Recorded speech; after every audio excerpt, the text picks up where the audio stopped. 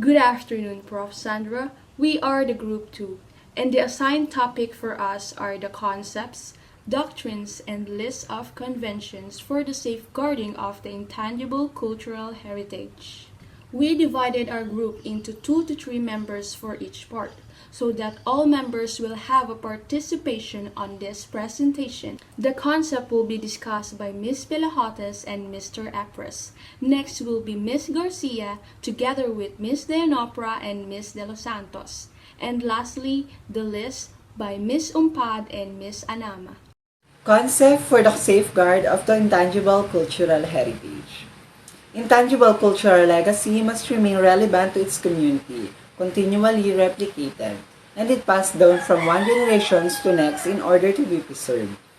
There is a chance that some aspect of intangible cultural heritage could perish or go extinct without assistance. However, protecting does not entail preserving intangible cultural heritage in its original, unaltered state. Transferring informations, skills, and meaning are key components of protecting intangible cultural heritage. The convention places more emphasis on transmission or passing traditions from one generation to the next than on creating tangible expressions like dances, songs, musical instruments, or crafts. Therefore, any safeguarding actions largely refers bolstering and supporting the various and different tangible and intangible circumstances required for the ongoing evolutions and interpretations of intangible cultural asset as well as for its transfer to subsequent generations.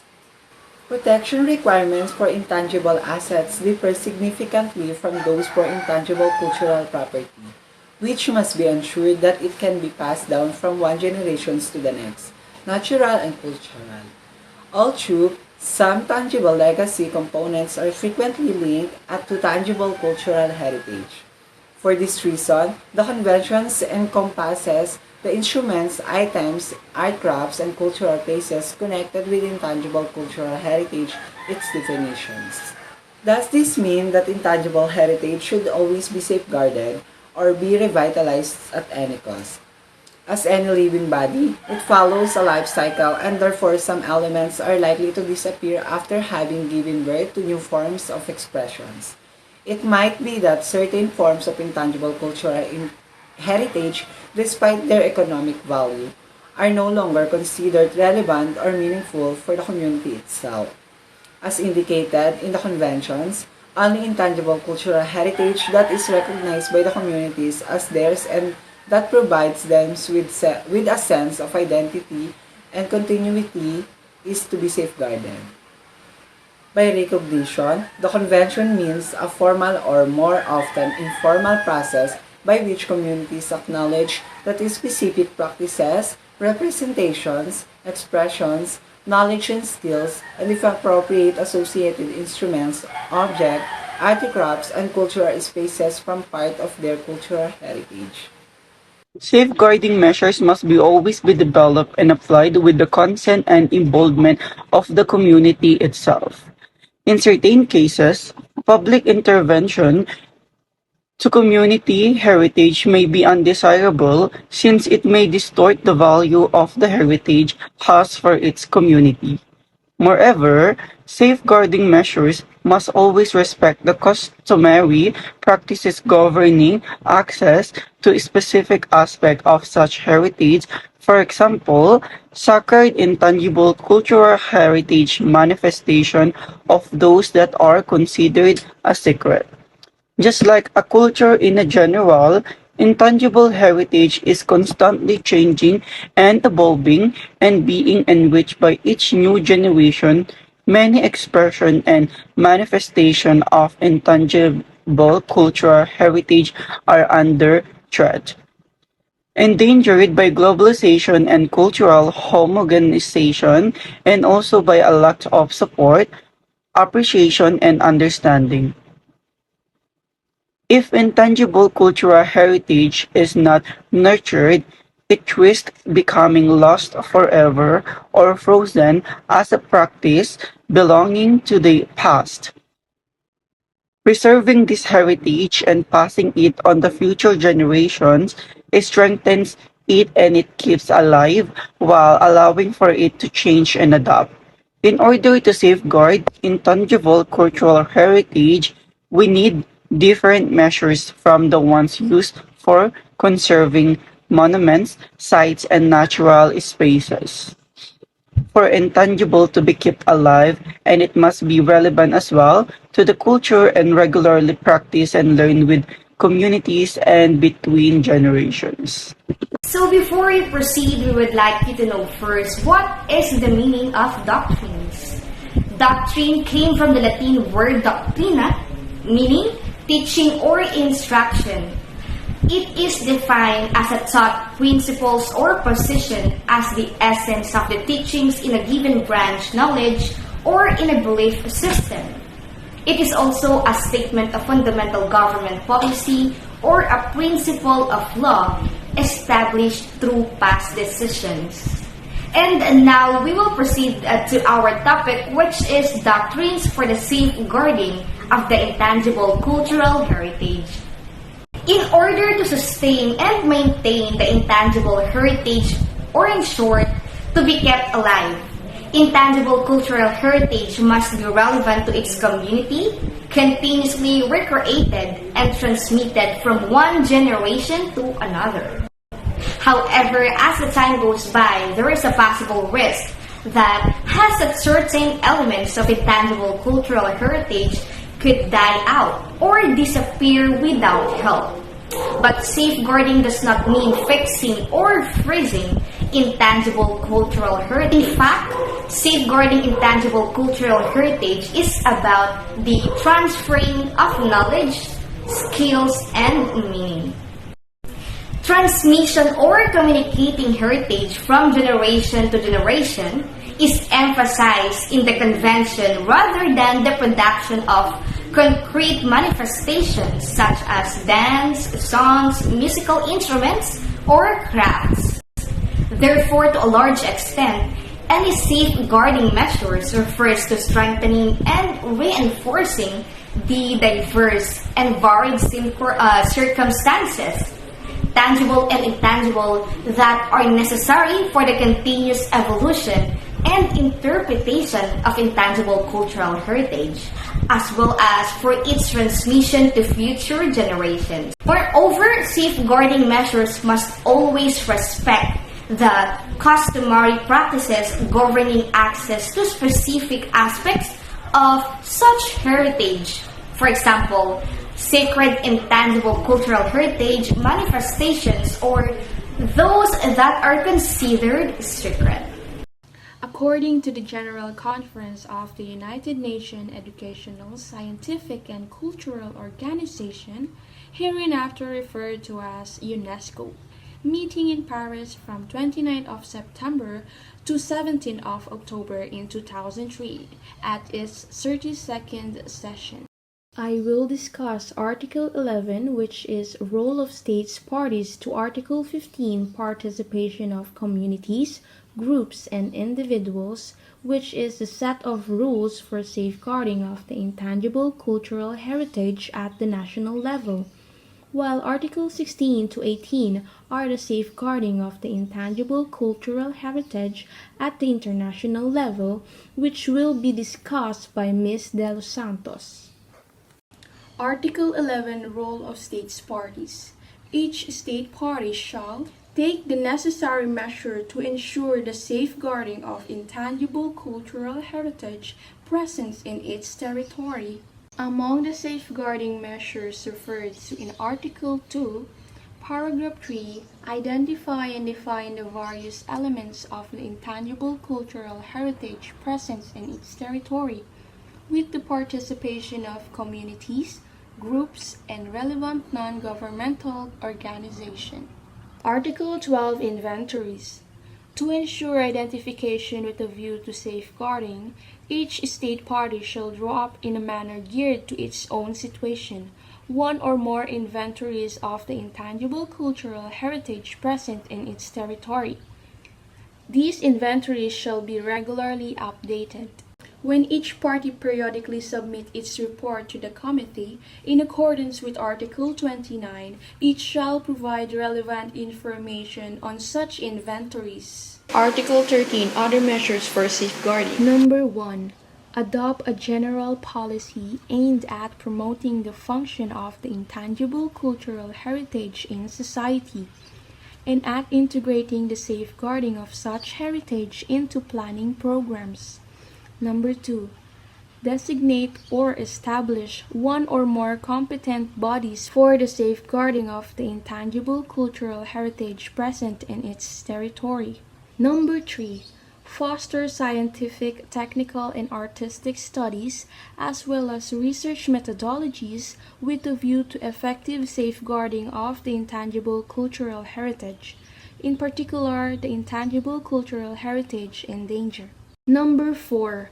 Adopt appropriate legal, technical, administrative, and financial measures aimed at fostering the creation or strengthening of institutions for training in the management of the intangible cultural heritage and the transmission of such heritage through forums and spaces intended for the performance or expression.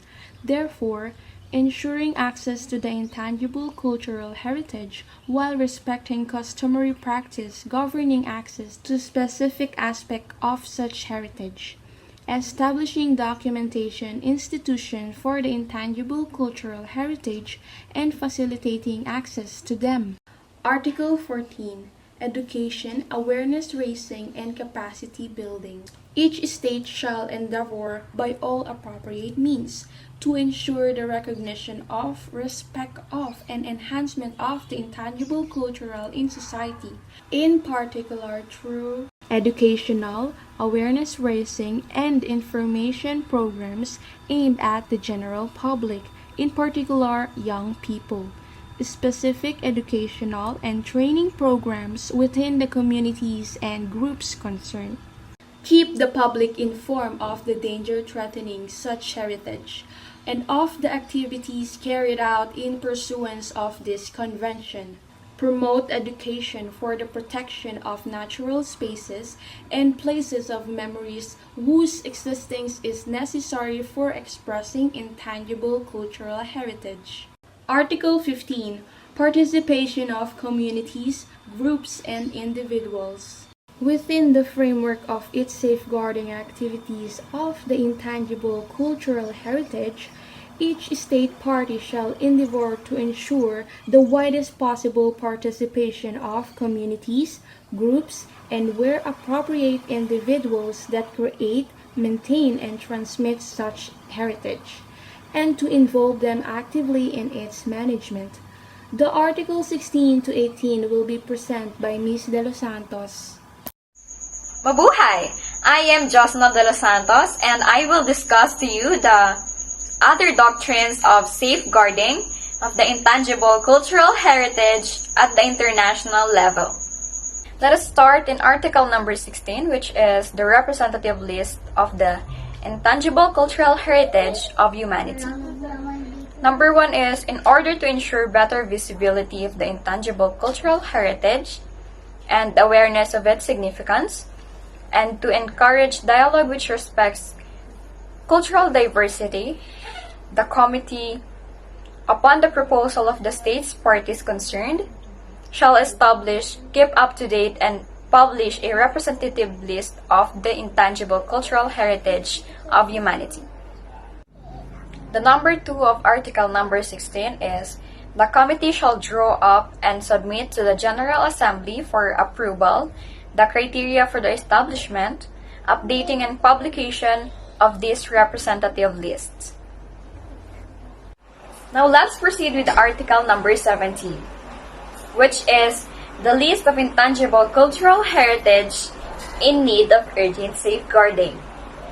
Number 1 is, with a view of taking appropriate safeguarding measures, the committee shall establish, keep up to date, and publish a list of intangible cultural heritage in need of urgent safeguarding, and shall inscribe such heritage on the list at the request of the state party concerned. Number 2 is the committee shall draw up and submit to the General Assembly for approval the criteria for the establishment, updating, and publication of these lists. Number 3, in cases of extreme urgency, the objective criteria of which shall be approved by the General Assembly upon the proposal of the committee. The committee may inscribe an item of the heritage concerned on the list mentioned in number 1 of this article number 17, in consultation with the state party concerned. Lastly is the article number 18, which consists of programs, projects, and activities for the safeguarding of the intangible cultural heritage.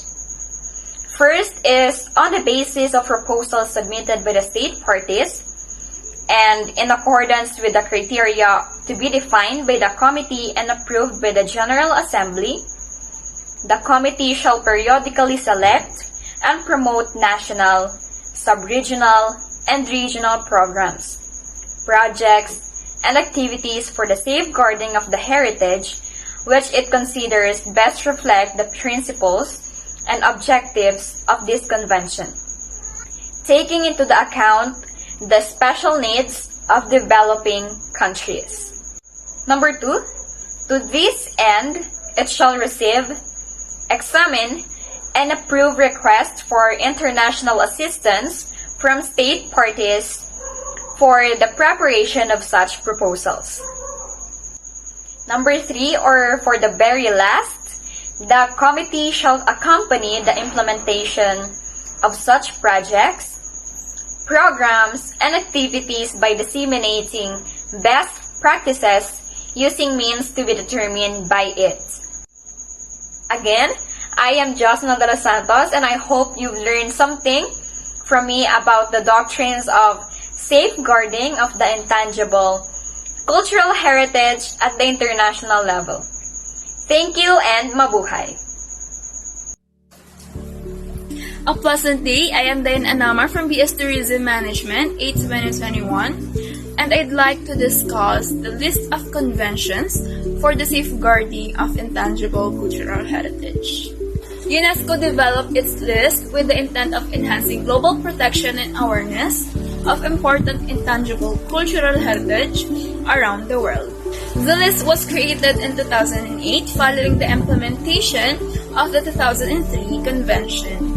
The main purposes of the Convention for the Safeguarding of Intangible Cultural Heritage by the General Conference of UNESCO in 2003 are to protect, to ensure respect for it, and to raise awareness about its importance and to provide international cooperation and assistance in these fields. As of 2010, the program generates two lists.